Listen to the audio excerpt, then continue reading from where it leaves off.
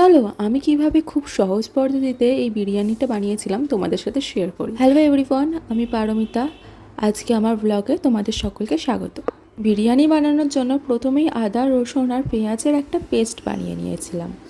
বিরিয়ানির জন্য একটা স্পেশাল মশলা লাগে, সেটার মধ্যে থাকে দারচিনি, গোলমরিচ, জয়িত্রী, জায়ফল, এলাচ, লবঙ্গ, দারচিনি, সাজিরে, সামরিচ। তারপর সব মশলাগুলোকে অল্প আঁচে একটু ভাজা করে নেব, আর অন্যদিকে মাংসটাকেও মাখিয়ে নেব। ফার্স্টে ইউজ করেছিলাম সাদা তেল, তারপরে লঙ্কা গুঁড়ো, হলুদ গুঁড়ো। লঙ্কা গুঁড়োটা তোমরা স্বাদ মতো দিও, আমরা একটু অল্প ঝাল খাই।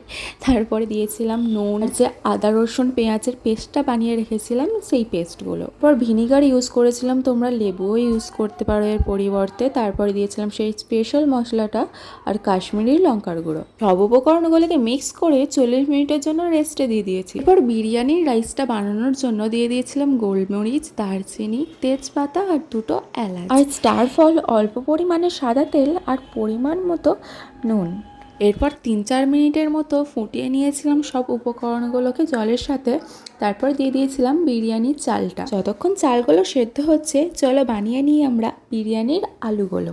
গ্যাসের ফ্লেমটা আমি রেখেছিলাম মিডিয়াম। তারপর সব আলুগুলোকে ভেজে নিচ্ছিলাম এক এক করে।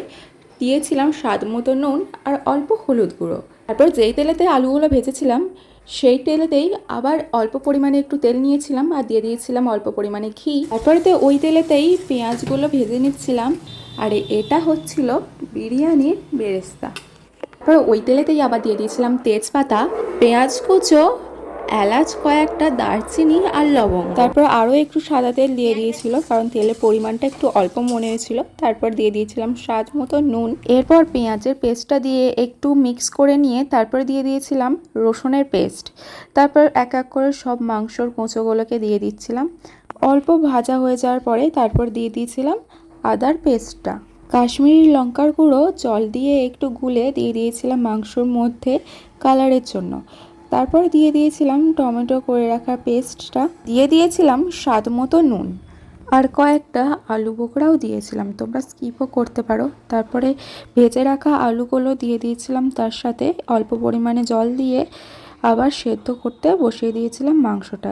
উল্টো দিকে ভাতটাও আমাদের রেডি। ভাতটা পুরো সেদ্ধ করব না, অর্ধেক এরকম সেদ্ধ করে রেখে দেব।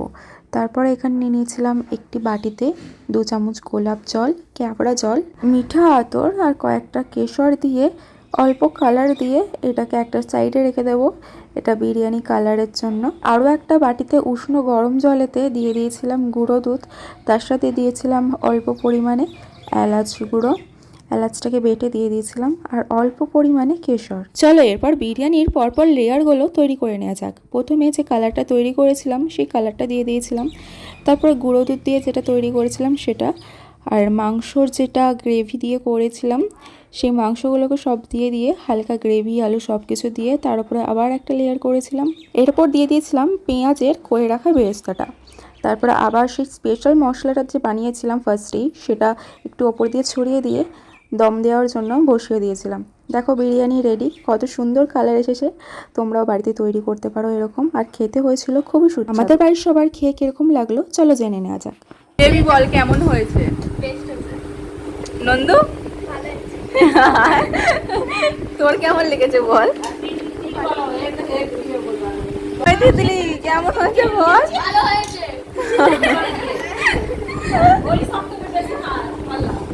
কম সময় আর সহজ পদ্ধতিতে তোমাদের সাথে শেয়ার করলাম রেসিপিটা।